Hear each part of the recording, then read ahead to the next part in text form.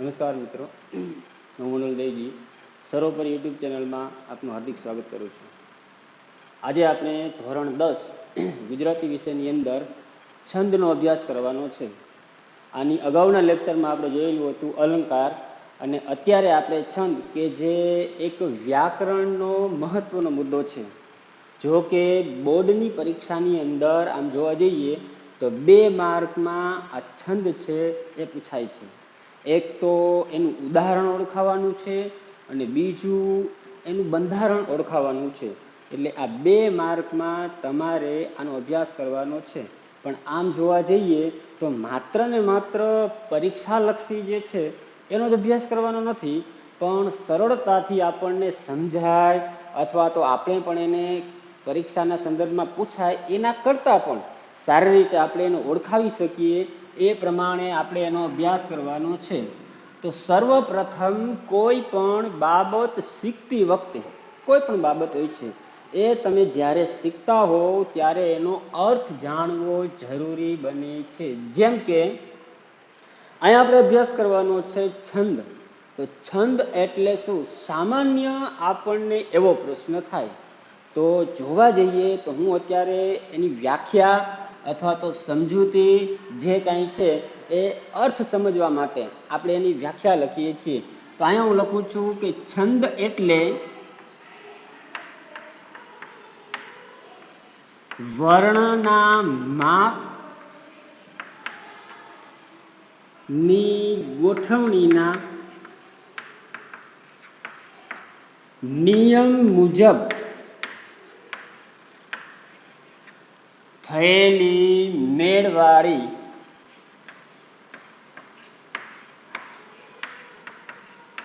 શબ્દ રચનાને છંદ કહે છે. ધ્યાનથી સાંભળજો. છંદ એટલે વર્ણોના માપની ગોઠવણીના નિયમ મુજબ થયેલી મેળવાળી શબ્દ રચનાને છંદ કહે છે. જોકે વ્યાખ્યા એની સમજૂતી જે છે થોડુંક આમ અઘરું પડે છે, પણ આપણે જોવા જઈએ તો વર્ણોના માપ એટલે કોઈ પણ વર્ણ છે જે ગુજરાતી ભાષાની અંદર જેને આપણે કકો કહીએ છીએ, ક થી હ સુધીના, અને બાકીના હળ અક્ષર જે સંયુક્ત વ્યંજન છે, જે પણ એ વર્ણ હોય છે એની ચોક્કસ કોઈ નિયમ પ્રમાણે ગોઠવણી થયેલી હોય છે. એ ગોઠવણીના નિયમ મુજબ જે કાંઈ રચના બનતી હોય છે એ રચનાના સંદર્ભમાં આપણે એને છંદ તરીકે ઓળખી શકીએ છીએ. ઉદાહરણ તરીકે તમને સમજાવું છું કે પૃથ્વી છંદ છે તો એ પૃથ્વી છંદની અંદર દાખલા તરીકે જસ જસ ય લગા આ અક્ષર છે, તમે જોઈ શકો છો. વર્ણ એટલે કે અક્ષર, આ વર્ણ છે, અક્ષર છે. તો આ જે ગોઠવણી થયેલી જે છે એ એક નિયમ પ્રમાણે ગોઠવણી થયેલી છે. તો આ નિયમ પ્રમાણે ગોઠવણી થયેલી હોવાથી આને આપણે છંદ એટલે કે એનું જે બંધારણ છે એ તરીકે આપણે એને ઓળખી શકીએ છીએ. હવે જોવા જઈએ તો ગુજરાતી સાહિત્યની અંદર લગભગ ઘણા બધા સાહિત્યકારો છે, એમને આ છંદની વ્યાખ્યાઓ આપેલી છે, અલગ અલગ પોતાના સ્વરૂપે છે.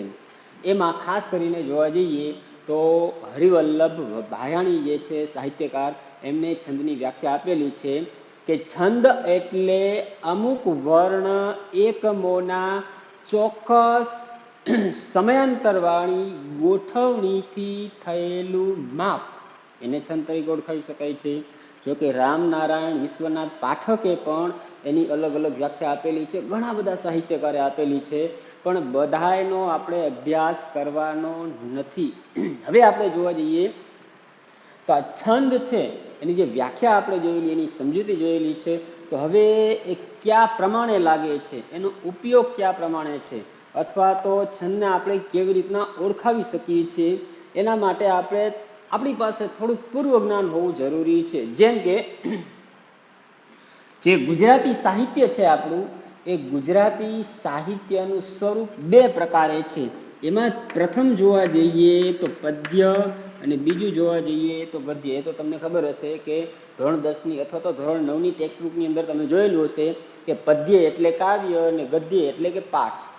તો આ ગુજરાતી સાહિત્યનું જે સ્વરૂપ છે એ બે પ્રમાણે જોવા મળે છે. બે પ્રમાણે જોવા મળે છે. એમાં જે પદ્ય છે એની અંદર કયા પ્રમાણે રજૂ થયેલી કોઈ બાબત હોય છે તો એની આપણે લખવાની, વ્યાખ્યાની કે કોઈ સમજૂતીની જરૂર નથી. હું સમજાવું છું, ધ્યાનથી સાંભળજો. તો પદ્ય એટલે એના સંદર્ભમાં આપણે ઓળખાવી શકીએ છીએ કે જ્યારે કોઈ સાહિત્યકાર પોતાના ભાવ, વિચાર, લાગણી, સંવેદનાને જ્યારે શબ્દ સ્વરૂપે પ્રગટ કરે અને એની અંદર ગણ, માત્રા, યતિ, છાંદસ, લય, વિધાન દ્વારા જે શબ્દ રચના પ્રગટાવે છે ત્યારે આપણે એને પદ્ય અથવા તો કાવ્ય કહીએ છીએ. એટલે કે જે સાહિત્યકાર છે પોતાની અંદર રહેલી જે લાગણી છે, જે ભાવ છે, જે સંવેદના છે એ જ્યારે શબ્દ સ્વરૂપ, એમાંય ખાસ કરીને ગણ, માત્રા, યતિથી કે જે છાંદસ, લય, વિધાન દ્વારા એને રજૂ કરે છે પોતાની આગવી જે શબ્દ રચના દ્વારા, ત્યારે એને પદ્ય કહે છે. અને એ પદ્યની અંદર આ છંદનો સમાવેશ થતો હોય છે. ધ્યાન રાખજો મિત્રો, છંદ એ પોતે કાવ્ય નથી. છંદની અંદર કાવ્યનો સમાવેશ થાય છે. એટલે છંદ એકમાત્ર સાધન છે. એટલે કે છંદને આમ જોવા જઈએ તો છંદ એ કવિતાનું માપ છે એમ કેવું હોય તો આપણે કહી શકીએ. કારણ કે કવિતા રચવી, કાવ્ય રચવું એ જેવા તેવાનું કામ નથી. જેમ કે સંસ્કૃતની અંદર એક ઉક્તિ છે કે કાવ્ય કવિના નિકર્ષ વદંતી. કાવ્ય એ કવિઓની કસોટી છે. એટલે જેવા તેવાને કાવ્ય, જે કોઈ સાહિત્યકાર હોય એ જે પ્રમાણે કાવ્ય રચેલું હોય એની નિમ્ન, મધ્યમ કે ઉચ્ચ પ્રકારની જે ખ્યાતિ મળતી હોય છે કાવ્યના સંદર્ભમાં મળતી હોય છે.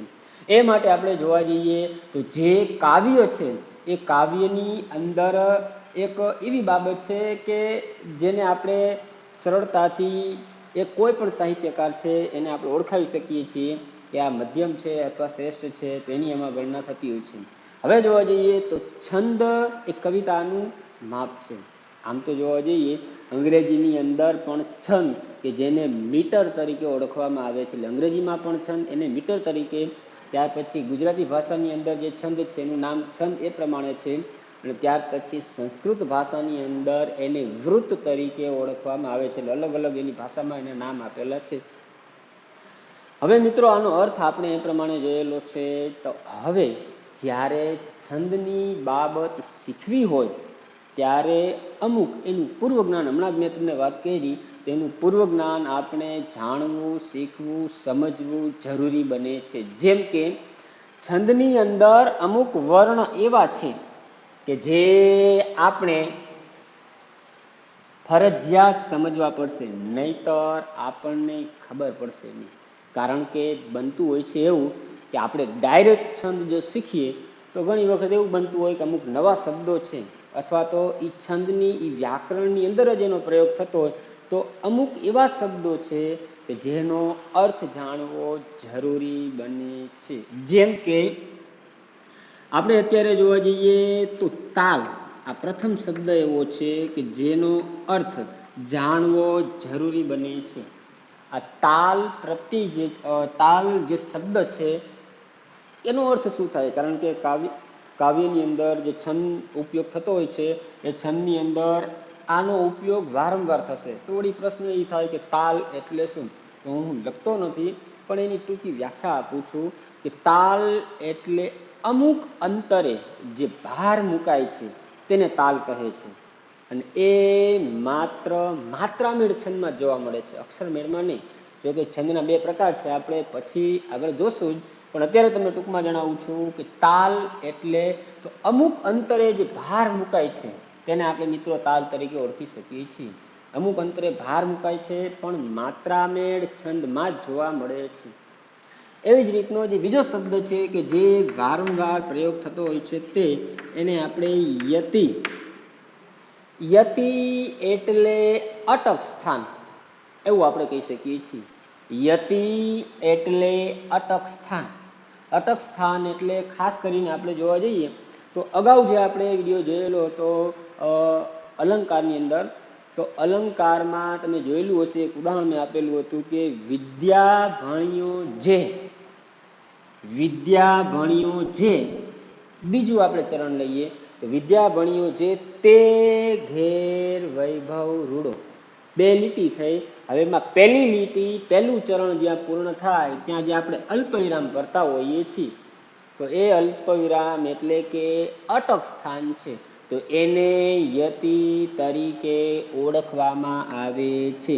એવી જ રીતના યતિભંગ એટલે કે જે પ્રમાણે કવિ, જે સાહિત્યકાર છે કે જેને છંદની એ પ્રમાણે રચના કરેલી છે અને એમાં ચોક્કસ નિયમ પ્રમાણે જ્યાં યતિ આવતો હોય પણ યતિ ન દેખાતો હોય, એ પ્રમાણે શબ્દમાં એ અક્ષરની પાછળ થોડી વાર માટે અટકવાનું ન થતું હોય ત્યારે એનો ભંગ થયેલો છે અને એને આપણે યતિભંગ તરીકે ઓળખાવી શકીએ છીએ. એ જ પ્રમાણે જોવા જઈએ તો ચરણ. તો મિત્રો ચરણ એટલે આમ તો સંસ્કૃતની અંદર એક ભાગ એવો અર્થ થાય, પણ ચરણ એટલે મોટા ભાગે તમે જોઈ શકો છો કોઈ પણ છંદની અંદર 4 ચરણ હોય છે. હા, ઘણી વખત એવું પણ બની શકે કે 6 ચરણ પણ હોય છે અને ક્યારેક એવું પણ બની શકે છે કે 2 ચરણ હોય છે. તો ચરણ જે છે એનો અર્થ ભાગ એવો અર્થ. ટૂંકમાં હમણાં જ આપણે જે વાત કરેલી હતી કે વિદ્યા ભણ્યો જે, પછી બીજા ચરણમાં તે ઘેર વૈભવ રૂડો, તો એની અંદર 2 ચરણ છે. તો ચરણ એટલે ભાગ છે અને 4 અથવા તો 6 અથવા તો 2 પણ હોઈ શકે છે. ત્યાર પછી જે 5મો શબ્દ છે આપણા માટે એ ગણ.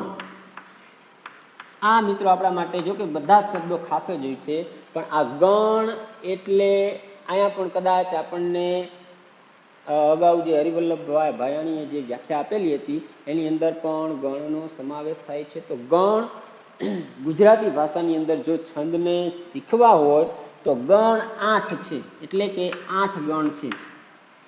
એક અક્ષર, આ બધા અક્ષરો છે, હમણાં આપણે આગળ જોશું એટલે એનો વધારે મુહાવરો થશે. એ 8 ગણ છે, એક અક્ષર હોય છે અને એની અંદર 3 અક્ષરનો સમૂહ હોય છે, એવા 8 ગણ છે. દાખલા તરીકે આપણે જોઈએ તો આ ય ગણ છે, તો એની અંદર અહીં લખતો નથી હું, અહીંયા પણ એટલે આ ખાલી જગ્યા જે ડેશ કરેલા છે એની અંદર કોઈ પણ અક્ષર જે નિયમ મુજબ આવતો હોય છે તે. તો આ 3 છે, આને ત્રિક તરીકે ઓળખવામાં આવે છે, પણ આ જે એક અક્ષર છે એને ગણ તરીકે, એટલે પહેલો જે અક્ષર છે એને ગણ તરીકે ઓળખવામાં આવે છે. હવે એમાં આપણે જોવા જઈએ તો લઘુ ગુરુનું બંધારણ જાણવા, લઘુ ગુરુનું બંધારણ જાણવા માટે ય માતા રાજ ભાન સલગા. લઘુ ગુરુનું બંધારણ જાણવા માટે યમાતા રાજભાન સલગા આ ફરજિયાત યાદ રાખવાનું છે. અને આને તમે યાદ રાખશો એટલે મિત્રો છંદ સરળતાથી આવડી જશે. કોઈ પણ જગ્યાએ તમને તકલીફ પડશે નહીં. હા, કદાચ તકલીફ પડતી હોય છે તો અમુક નિયમથી આપણે વાકેફ થવાનું છે. હવે મિત્રો હું તમને આ અત્યારે અહીં નહીં રાખું છું, પણ અત્યારે લઘુ ગુરુ શું છે, કારણ કે અહીંયા તમને એક નવો શબ્દ મળેલો છે લઘુ ગુરુ, તો એ તમને સમજાવું છું કે લઘુ એટલે શું, ગુરુ એટલે શું, ને એનું બંધારણ જાણવા માટે આ સૂત્ર જે છે, આ જે શબ્દ આપેલો છે યમાતા રાજભાન સલગા, એ કયા પ્રમાણે છે, એનો ઉપયોગ કયા પ્રમાણે થાય છે, કેવી રીતના ઓળખાવી શકીએ છીએ, તેનો આપણે અભ્યાસ કરીશું. એટલે કે અત્યારે આપણે જોવા જઈએ તો લઘુ ગુરુ એટલે કયા પ્રમાણે હોય છે. તો મિત્રો તમને જણાવું છું કે અહીંયા આ લઘુ એટલે લઘુની કોઈ વ્યાખ્યા સમજવાની જરૂર નથી, ગુરુ એની પણ કોઈ વ્યાખ્યા સમજવાની જરૂર નથી. હું તમને સમજાવું છું કે આપણને બારાક્ષરી આવડે છે, સ્વાભાવિક છે. બારાક્ષરી એટલે કે ગુજરાતી ભાષામાં ક થી જ્ઞ સુધી આપણે જોઈએ, પણ આપણે જોવાનું છે કે લઘુ ગુરુ એની અંદર બારાક્ષરીમાં આપણે પ્રથમ અક્ષર જોઈએ ક, એટલે કે આ વ્યંજન છે, પણ જો એની સાથે અ ભળે તો જ ક આખો થાય. એટલે કે આપણે અ જોવાનું છે, અ જોવાનું છે. એટલે ક હોય, ખ હોય, ગ હોય, ક કોઈ પણ વર્ણ છે તો એની પાછળ સ્વર લાગે તો જ એ જે વર્ણ હોય છે એ આખો વર્ણ બને છે. એટલે કે જે હલંત્ય હોય છે એ આખો વર્ણ બની જતો હોય છે. તો હવે એ પ્રમાણે આપણે જોવા જઈએ તો હું અહીં લખું છું માત્ર સ્વર પણ લઘુ, અથવા તો એનું બીજું નામ છે હસ્વ તરીકે પણ ઓળખાવી શકીએ છીએ. તો અ, હસ્વ ઈ, હસ્વ ઉ અને રૂ, આ ચાર છે મિત્રો. ધ્યાનથી સાંભળજો. અ, હસ્વ ઈ, ઉ અને રૂ, આ ચાર લઘુ છે. હવે તમે જોઈ શકો છો એની લઘુની નિશાની લ અથવા તો યુ, આ બે છે. આ લઘુની નિશાની છે. કદાચ કોઈ પણ જગ્યાએ આ અક્ષર મેળની વાત કરીએ છીએ, અને કદાચ જો માત્રા મેળ હોય તો એની એક માત્રા થાય. પણ માત્રા મેળ છંદમાં, કારણ કે છંદના બે પ્રકાર છે, અક્ષર મેળ અને માત્રા મેળ. જો અક્ષર મેળની અંદર કોઈ પણ વર્ણ, ધ્યાન રાખજો, ક થી જે પણ આવતા હોય છે તે સંયુક્ત વ્યંજન સિવાયના, અ, ઈ, હસ્વ ઉ કે રૂ, એ કોઈ પણ વર્ણની પાછળ લાગેલા હોય તો એને લ અથવા તો આજે યુ અથવા અર્ધચંદ્રાકારની નિશાની જે આપણે કહીએ છીએ તે. પણ જો માત્રામેળ છંદની અંદર હોય તો એક, એટલે કે એક માત્રા તરીકે હોય છે. હવે જોઈએ તો ગુરુ જે છે, અહીંયા કદાચ લખી શકીએ કે હસ્વ લઘુ દીર્ઘ ગુરુ, એટલે બે નામ છે. કદાચ ગુરુ ન હોય, દીર્ઘ હોય તો વળી એમ થાય કે આ કયા પ્રમાણે હશે. હસ્વ લઘુ તો અ, ઈ, ઉ, રૂ. હવે તમે જોઈ શકો છો કે બારાક્ષરીમાં 12 અક્ષર હોય છે. હવે એ 12 અક્ષરમાં હવે આમાં ક્યાં બાકી રહે છે? તો અત્યારે આપણે અ નો દીર્ઘ છે એ પ્રમાણે લઈએ આ, ઈ નો દીર્ઘ છે ઈ, ઉ નો દીર્ઘ છે ઉ, અને ત્યાર પછી રૂ છે. આમ સંસ્કૃતની અંદર આવે છે પણ ગુજરાતીની અંદર એનો સમાવેશ થતો નથી. એટલે કે એ, ત્યાર પછી ઐ, ત્યાર પછી ઓ, ત્યાર પછી ઔ અને ત્યાર પછી અમ. એટલે 1 2 3 4 5 6 7 ને 8. અત્યારે આપણે 8 લખીએ છીએ, અને એની જે નિશાની છે એ ગા અથવા તો જે આડી લીટી છે તે, એટલે કે જેને આપણે ડેશ તરીકે ઓળખી શકીએ છીએ. આ 8 અક્ષર કે જે દીર્ઘ છે એની નિશાની ગા અથવા આડી લીટી, અને જ્યારે પણ માત્રામેળ છંદમાં આવે ત્યારે એની નિશાની 2, એટલે કે 2 ની ગણતરી કરવાની થાય છે. ફરીથી સાંભળજો મિત્રો. લઘુ અને ગુરુ. તો લઘુ એટલે અ, હસ્વ ઈ, હસ્વ ઉ અને રૂ, એ 4 છે. ત્યાર પછી દીર્ઘ અથવા તો ગુરુ, તો આ, દીર્ઘ ઈ, દીર્ઘ ઉ, એ, ઐ, ઓ, ઔ, અમ. તો તમને એમ થતું હશે આહા, તો આહા એ નિયમ હમણાં હું લખાવું છું એની અંદર આવી જશે. હવે 8 અને આ 4 એટલે કે 12 અક્ષરો જે થઈ ગયા છે. હવે તમે જોઈ શકો છો કે આપણે દાખલા તરીકે ક લઈએ, કે કકાનો જે પ્રથમ અક્ષર આવે છે ક. હવે એની અંદર હમણાં જ મેં તમને વાત કરેલી હતી કે અ પ્રત્યય લગાડેલો હતો.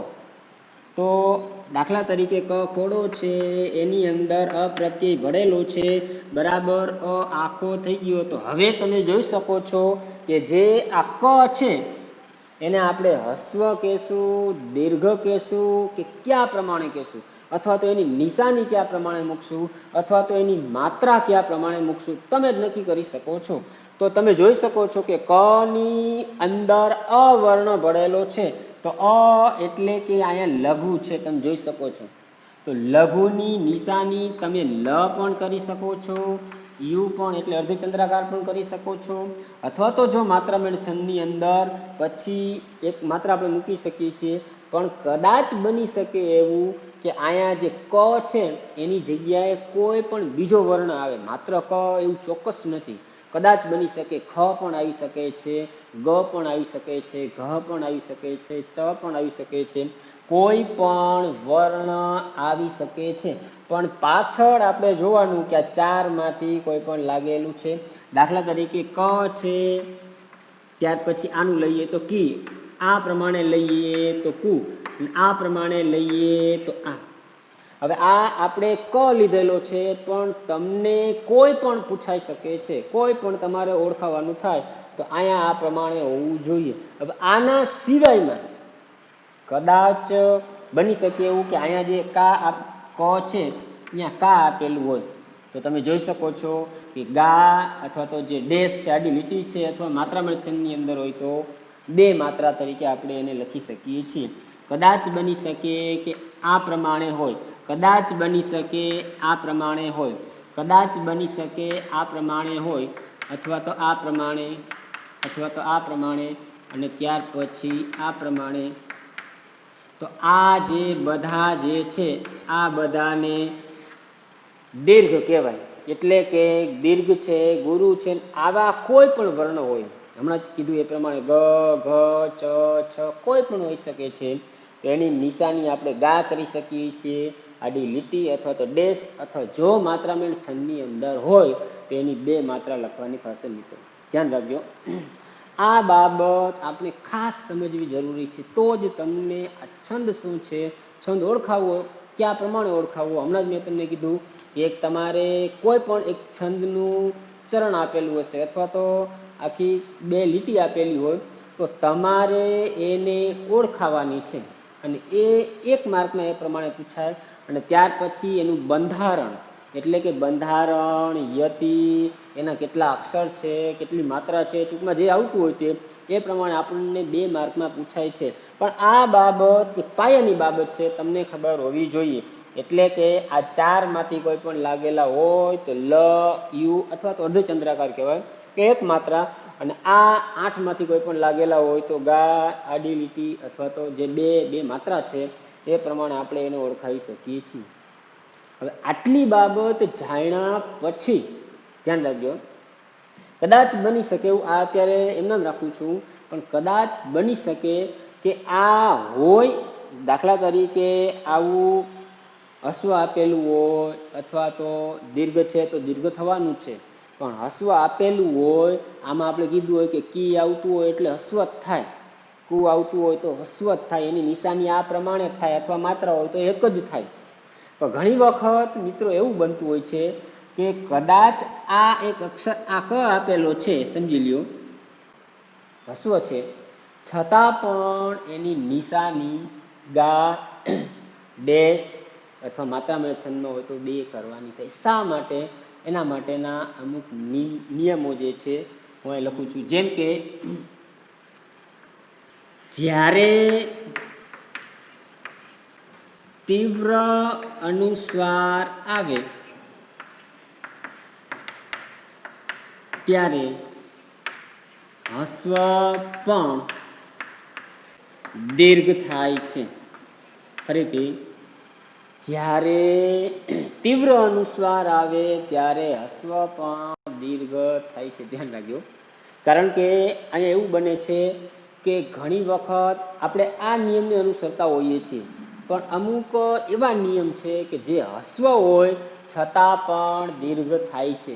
જેમ કે આપણે જોઈએ, એક ઉદાહરણ તરીકે હું લખું છું કે અહીંયા મેં શબ્દ લખેલો છે આ ગંગા.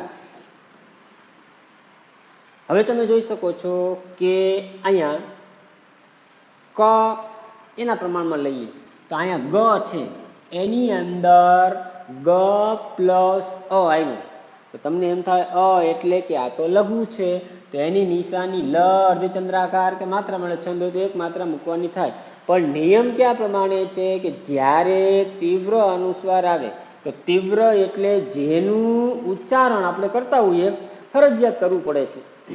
જો ઉચ્ચારણ ન કરી તો એ અર્થ છે, તમે જોઈ શકો છો, વાંચન કરી શકો છો, અર્થનો અનર્થ થઈ જશે. માટે એને તીવ્ર કહેવાય કે જ્યારે એની ફરજિયાત એની તાતી જરૂર પડતી હોય ત્યારે એ અક્ષરને આપણે જો માત્રામેળ છંદની અંદર હોય તો બે માત્રા અથવા એની જો નિશાની મૂકવાની હોય તો આડી લીટી અથવા તો એની માત્રા જોઈએ તો આ પ્રમાણે થાય, એટલે કે ગુરુ બની જશે. જો હસ્વ હોય તો દીર્ઘ થાય છે. આ એક યાદ રાખવાનું છે. અને ત્યાર પછી ઘણી વખત એવું પણ બનતું હોય છે કે આના સિવાય આ નિયમ લાગુ પડતો હોય તો સ્વાભાવિક છે, આપણને ખબર પડી ગઈ, પણ આના સિવાય ઘણી વખત એવું બનતું હોય છે કે જે જોડાક્ષર છે એ જોડાક્ષરની પહેલાનો અક્ષર જો હસ્વ હોય તો દીર્ઘ થાય છે. એટલે એ પણ એક નિયમ છે. એટલે હું ત્યાં લખું છું કે જ્યારે જોડાક્ષરની પહેલાનો અક્ષર કે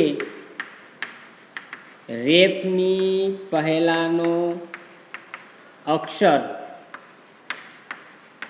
જો હસ્વ હોય તો દીર્ઘ થાય છે. આ બીજો નિયમ છે. જ્યારે જોડાક્ષર હોય અને એની પહેલાનો અક્ષર જો હસ્વ હોય તો દીર્ઘ થાય છે. એવી જ રીતે આ જોડાક્ષર તો છે જ, અને ક્યારેક રેફની પહેલાનો અક્ષર પણ દીર્ઘ થાય છે. તો બંનેના આપણે અત્યારે ઉદાહરણ જોઈએ તો જોડાક્ષર એટલે દાખલા તરીકે અહીંયા આપણે લખેલું છે કે નિષ્ફળ અથવા તો અગ્નિ. બે શબ્દો મેં લખેલા છે, નિષ્ફળ, અગ્નિ. અને રેપ પ્રમાણે જોવા જઈએ તો આપણે એનું એક ઉદાહરણ લખીએ, પર્સ. હવે આ ત્રણ શબ્દો લખેલા છે, એમાં તમે જોઈ શકો છો જોડાક્ષર ક્યાં છે તો પ્રથમ અક્ષર એના પછીનો અક્ષર જોડાક્ષર છે. તો અહીંયા લખેલું છે જોડાક્ષરની પહેલાનો એટલે કે આ ની, જોડાક્ષરની પહેલાનો અક્ષર એટલે કે ની. એટલે કે અહીંયા કીધેલું છે કે જો હસ્વ હોય તો દીર્ઘ કરવાનો. પણ ધ્યાન રાખજો, દીર્ઘ હોય તો હસ્વ નથી કરવાનો, દીર્ઘ હોય તો દીર્ઘ જ રહીએ. નિયમ એવા છે કે જો હસ્વ હોય તો દીર્ઘ કરવાનો, દીર્ઘ હોય તો કોઈ પ્રશ્ન છે જ નહીં. એટલે જોડાક્ષરની પહેલાનો અક્ષર હસ્વ હોય તો દીર્ઘ થાય. એટલે કે અહીંયા આની નિશાની આપણે જોઈ શકો છો, હસ્વ છે એટલે કે આ નિશાની લાગેલી છે, એટલે કે આ પ્રમાણે છે. એ છતાં પણ આપણે એની માત્રા મૂકવાની થાય તો બે, અથવા તો એની નિશાની મૂકવાની થાય તો ગા અથવા તો ડેશ. શા માટે? આ એક નિયમ છે કે જોડાક્ષરની પહેલાનો અક્ષર એ પ્રમાણે હોય ત્યારે. એવી જ રીતના અહીંયા ગ જોડાક્ષર, એની પહેલાનો અક્ષર અહસ્વ છે, છતાં પણ એની નિશાની આપણે જોઈ શકીએ છીએ કે આપણે દીર્ઘ કરવાની થાય. તો એ પણ એક છે. એની સાથે સાથે પર્સ, તો જે ઉપર રેપ છે એની પહેલાનો અક્ષર પ, જેની અંદર અ સ્વર ભળેલો છે અને અ એટલે અશ્વ છે, છતાં પણ એની નિશાની જ્યારે આપણે કરવા જઈએ ત્યારે ગા અથવા તો આડી લીટી, જો માત્રા મેળ છંદમાં હોય તો બે માત્રા કરવાની થાય. એટલે આ બીજો નિયમ છે. ઘણી વખત એવું પણ બનતું હોય છે મિત્રો કે આ નિયમથી આપણે વાકેફ નથી હોતા, ત્યારે આપણને છંદ ઓળખાવામાં ખૂબ જ તકલીફ પડતી હોય છે. ત્રીજો નિયમ જે છે એ આ બાજુ લખું છું, વિસર્ગવાળો અક્ષર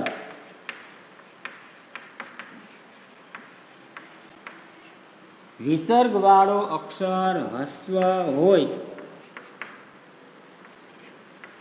તો દીર્ઘ થાય છે.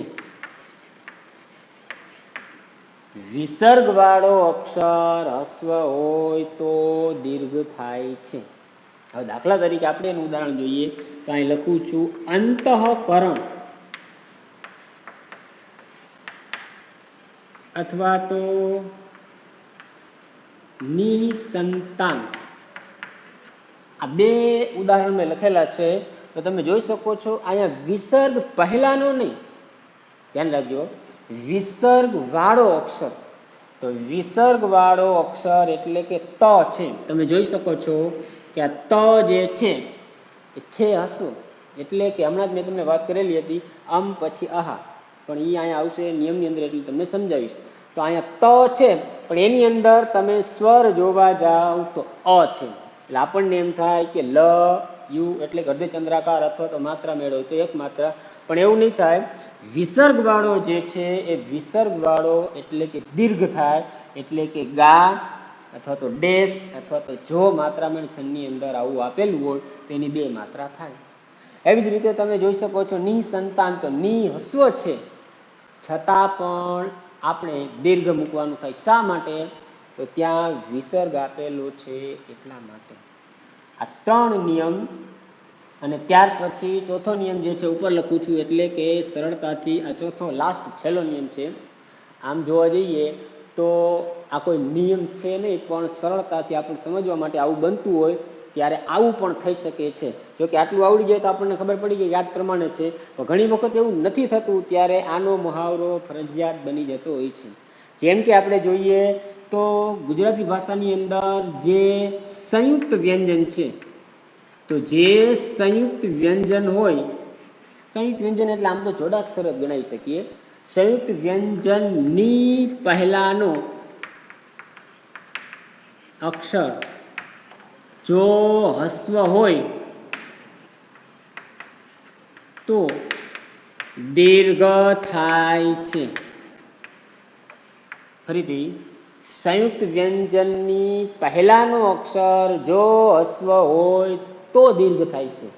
તો વળી પાછો પ્રશ્ન એ પણ થાય કે સંયુક્ત વ્યંજન એટલે શું, અથવા તો સંયુક્ત વ્યંજન ક્યાં ક્યાં હશે?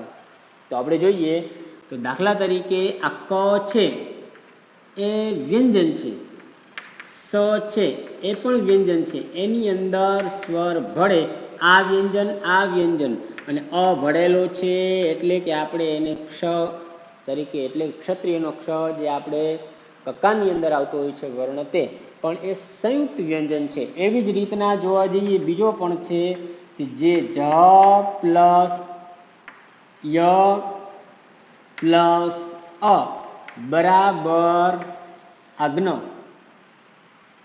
આ પણ સંયુક્ત વ્યંજન છે.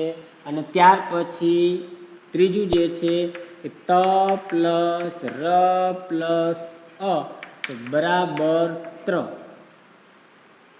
આ 1, આ 2 અને આ 3.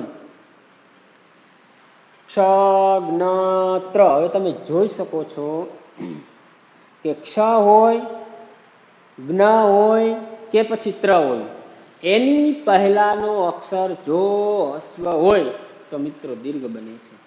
દાખલા તરીકે આપણે જોઈએ તો અહીંયા લખેલું એક ઉદાહરણ આપણે લઈએ, જે ક્ષ વાળું છે તે અક્ષ લઈએ, અક્ષ લઈએ છીએ તો અ એટલે તમે જોઈ શકો છો હસ્વ છે. અને આ જે છે એમના મજરીએ ક્ષ છે એ હસ્વ હોય તો હસ્વ અને દીર્ઘ હોય તો દીર્ઘ. આ એક પ્રમાણે હશે. દાખલા તરીકે આપણે લખેલું છે યક્ષ લઈએ તો અહીંયા જે 2 અક્ષર જે છે, આ નિશાન નથી કરી પણ 2 અક્ષર છે. હવે આ 2 અક્ષર છે તો 2 અક્ષરની અંદર આ ક્ષની અંદર અસ્વર ભળેલો છે, એટલે એની નિશાની આપણે અર્ધચંદ્રાકાર યુ તરીકે કરી શકીએ. પણ એની પહેલાનો અક્ષર હસ્વ છે, છતાં પણ આપણે દીર્ઘ એટલે આડી લીટી કરવાની થાય. યજ્ઞ છે, જ્ઞ આવતો હોય તો એમાં પણ આ જ પ્રમાણે. પત્ર છે એમાં આવતું હોય તો પણ એ જ પ્રમાણે. એવા કોઈ શબ્દો આવતા હોય કોઈ પંક્તિની અંદર તો હસ્વ છે અથવા તો દીર્ઘ છે અથવા તો 1 માત્રા છે, 2 માત્રા છે, કયા પ્રમાણે છે એને આપણે ઓળખાવી શકીએ છીએ. આટલું યાદ, લઘુ ગુરુનું સ્થાન યાદ રાખવા માટે આટલી જે બાબત છે અને આ જે નિયમ છે એ જાણવા બરોબર જરૂરી બને છે. હવે મિત્રો, આ તમારે ફરજિયાત નોટબુકમાં લખવાનું છે અને આ લખશો. એક પહેલી જ વખતે કદાચ ન પણ આવડે, લખેલું હોય તો તમે સરળતાથી એનો અભ્યાસ કરી શકો છો. આટલું સમજ્યા પછી હવે જે આપણે આ મુખ્ય સૂત્ર જે છે એ શું કહેવા માગે છે, એનો અર્થ કયા પ્રમાણે થાય છે, આપણે છંદ ઓળખાવામાં કયા પ્રમાણે ઓળખાવી શકીએ છીએ વગેરે ઘણા બધા પ્રશ્નો હશે, પણ આટલી બાબત જાણવી જરૂરી બને છે. આ એની વ્યાખ્યા, એની સમજૂતી જે છે, ત્યાર પછી લઘુ કેટલા છે, ગુરુ કેટલા છે, અથવા તો એને કેવી રીતના આપણે ઓળખાવી શકીએ છીએ, અથવા લઘુ ક્યારે બને છે, ગુરુ ક્યારે બને છે, અથવા તો લઘુ ગુરુ ક્યારે બને છે, તો આ નિયમની તમને વિગતવાર માહિતી હોવી જોઈએ. જો આ માહિતી નહીં હોય તો છંદની અંદર કોઈ વસ્તુમાં તમને ખબર પડશે નહીં, કારણ કે અમુક શબ્દો જાણવા પણ જરૂરી બનતા હોય છે કે જે વારંવાર આવતા હોય છે. એટલે એ શબ્દનો પણ આપણે અભ્યાસ કરેલો હતો. તાલ છે, યતિ છે, યતિભંગ છે, ચરણ છે, ગણ છે, આ લઘુ ગુરુ છે, આ બધું જાણવું આપણા માટે ખૂબ જ જરૂરી બની જતું હોય છે. અને જો આ સમજવામાં આવે અને પછી જ્યારે આપણે શરૂઆત કરીએ મિત્રો, ત્યારે છંદ એકદમ તમને સરળ લાગશે. પરંતુ આટલું શીખ્યા પછી પણ હજી એક મહત્વની બાબત એ છે કે જે લઘુ ગુરુનું જે બંધારણ છે એ બંધારણ તમારે જાણવું જરૂરી બને છે. ક્યાં પ્રમાણે છે? તો પહેલા આપણે જોઈએ તો આ ફરજિયાત તમારે લખવાનું છે. અત્યારે તમે જોઈ શકો છો કે આપણે લઘુ ગુરુનું સ્થાન જાણવા માટે હું અત્યારે એક સ્વરૂપ લખું છું, એ કોઠા સંદર્ભમાં છે. તો ફરજિયાત તમારે એ હું જે લખું છું અત્યારે તે ફરજિયાત નોટબુકમાં લખવાનું છે. હવે આપણે જોવા જઈએ તો અહીંયા યમાતા રાજભાન સલગા એટલે લઘુ ગુરુનું સ્થાન દર્શાવતું આ એક સૂત્ર છે. હવે એ જોવા જઈએ તો આ ગણ 8 છે. કેવી રીતના ઓળખાવાનું થાય ધ્યાનથી સાંભળજો. તો અત્યારે અહીંયા લખું છું આ ક્રમ છે. ચાલો આ ક્રમ, ત્યાર પછી ગણ, ત્યાર પછી સ્વરૂપ, ત્યાર પછી લક્ષણ અને ત્યાર પછી ઉદાહરણ અથવા તો દ્રષ્ટાંત. આટલી બાબત તમને ખબર હોવી જોઈએ. એટલે કે આ મુખ્ય સૂત્ર છે, શા માટે લખેલું છે, આ કયા પ્રમાણે લખેલું છે, એનો અર્થ અત્યારે તમને સમજાવું છું. કે દાખલા તરીકે ક્રમ 1, આમ તો આપણે ક્રમ લખી નાખીએ કે 2, 3, 4, 5, 6, 7 અને 8 આ ક્રમ. હવે એની અંદર આપણે હમણાં જ વાત કરી કે ગણ 8 છે એટલે 8 આપણા એ ક્રમ લખેલા છે. હવે જોવા જઈએ તો અહીંયા તમે ખાસ જોશો, હું જે અંડરલાઈન કરતો જાઉં છું ત્યાં તમે જોતા જાજો. તો ય ગણ છે એટલે અહીંયા આપણે લખેલું છે માત્ર ય. પછી તમે જોઈ શકો છો કે મા અક્ષર છે પણ એ ગણ મ કહેવાય, તો અહીંયા આપણે મ લખીશું. એવી જ રીતે અહીંયા તા છે પણ આપણે લખીશું ત્યાં ત. એવી જ રીતે આગળ જોવા જઈએ તો રા છે તો આપણે લખીશું અહીંયા ર. ત્યાર પછી જ આપણે લખીશું અહીંયા જ. ત્યાર પછી ભા તો આપણે લખીશું ત્યાં છઠ્ઠામાં બ. ત્યાર પછી ન તો ન એટલે 7મા ગણની અંદર આપણે લખીશું ન. અને છેલ્લે તમે જોઈ શકો છો 8મામાં અહીંયા સ. તો અહીંયા આપણે 8 ગણ લખી નાખ્યા છે. એટલે કે ય ગણ, મ ગણ, ત ગણ, ર ગણ, જ ગણ, ભ ગણ, ન અને સ, આ 8 ગણ છે. હવે એનું સ્વરૂપ મિત્રો જોવા જઈએ તો આપણે હમણાં જે અભ્યાસ કરેલો હતો જે નિશાનીના સંદર્ભમાં, એ નિશાનીના સંદર્ભમાં તમારે અત્યારે હું સમજાવું છું કે ય એટલે કે આ તમે જોઈ શકો છો ય માતા. તો ય માતા એટલે ય કેવો છે? હસ્વ. તો અહીંયા હસ્વ એટલે નિશાની આપણે યુ કરીએ. પછી મા અને તા ધ્યાન રાખજો ખાસ, આ પેલા 3 અક્ષર મેં લીધેલા છે, નહીતર નહીં સમજાય. પ્રથમ ય તો યુ નિશાની, મા તા દીર્ઘ છે તો અહીંયા આપણે દીર્ઘ કરશું ય માતા. ત્યાર પછી એવી જ રીતના અહીંયા બીજો ગણ છે એટલે કે મ. તો હવે અહીંથી લેવાનું મા તારા, 3 દીર્ઘ થશે, 3 દીર્ઘ થશે. અને ત્યાર પછી તો તમે જોઈ શકો છો તારાજ. તા દીર્ઘ છે, રા દીર્ઘ છે પણ જ અશ્વ છે. એવી જ રીતે ર તો રાજભા, રા એટલે કે દીર્ઘ છે, જ એટલે અશ્વ છે અને ભા એટલે દીર્ઘ છે. એવી જ રીતે જોવા જઈએ જ તો જ ભાનો, જ અશ્વ છે, ભા દીર્ઘ છે અને ન અશ્વ છે. છઠ્ઠા ગણમાં ભા ન સ તો ભા એ દીર્ઘ છે, ન અશ્વ છે અને સ પણ અશ્વ છે. ત્યાર પછી 7મું ન સ લ, ન સ લ 3 અશ્વ છે એટલે કે અર્ધચંદ્રાકાર અથવા તો યુ. અને છેલ્લે તમે જોઈ શકો છો સ લ ગા, તો તો સ લ ગા એટલે હસ્વ, હસ્વ દીર્ઘ, આ પ્રમાણે થશે. હવે આ આપણે જે એની નિશાની મૂકેલી છે, હું માનું છું કે તમને ખબર પડી ગઈ હશે. તો લક્ષણ એટલે આપણે જો યુ આવતું હોય તો શું કરતા હતા? લ. આડી લીટી એટલે કે ડેશ આવે છે તો ગા ગા, આવું આપણે લખીએ. એવી જ રીતના અહીંયા પણ ત્રણે ત્રણ દીર્ઘ છે એટલે ગા ગા ગા, કારણ કે લ ગા બે માંથી એક જ આવશે, બીજો ત્રીજો કોઈ વર્ણ આવશે ને, આ બે માંથી જ આવશે. હવે તમે જોઈ શકો છો કે અહીંયા દીર્ઘ છે, અહીંયા દીર્ઘ છે, અહીંયા અશ્વ છે, તો આપણે એ લખી શકીએ છીએ કે ગા ગા અને ત્યાર પછી લ. ત્યાર પછી અહીંયા દીર્ઘ છે તો ગા લ અને ગા, અને ત્યાર પછી લ ગા લ. ત્યાર પછી અહીંયા છે ગા લ લ, ત્યાર પછી લ લ લ, અને ત્યાર પછી લ લ ગા. આ પ્રમાણે એનું લક્ષણ થશે. હવે અહીંયા આપણે ઉદાહરણ તરીકે જોઈએ તો ઉદાહરણ તમે આને આ લખી શકો છો, ય માતા, એને ઉદાહરણ લખી શકો છો. અથવા તો બીજું કોઈ પણ ઉદાહરણ લખીએ આપણે, કે અહીંયા આપણે કોઈ શબ્દ લખીએ, દાખલા તરીકે યશોદા. યશોદા તમે જોઈ શકો છો તો અહીંયા આ યશોદા શબ્દનું તમે સ્વરૂપ જોશો તો આ પ્રમાણે આવે છે. એવી જ રીતે તમે જોઈ શકો છો કે અહીંયા જે બીજો ગણ છે એમાં અહીંયા આપણે મ છે તો એમાં ત્રણે ત્રણ દીર્ઘ છે એટલે કે માતાજી. એ જ પ્રમાણે તમે જોઈ શકો છો તો અહીંયા ત છે તો તારાજ, આ પણ લઈ શકો છો અથવા તો નવો કોઈ શબ્દ પણ તમે લઈ શકો છો. અને ત્યાર પછી ર છે તો ત્યાં આપણે રામજી, અને એનું બંધારણ, એનું જે લક્ષણ, જે સ્વરૂપ છે એ આ પ્રમાણે આવી જતું હોય છે.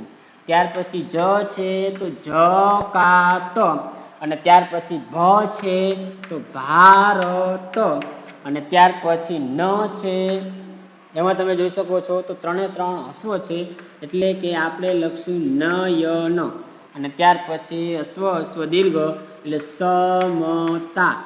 આ પ્રમાણે આ કોઠો તમારે યાદ રાખવાનો થશે. પણ કેવી રીતના?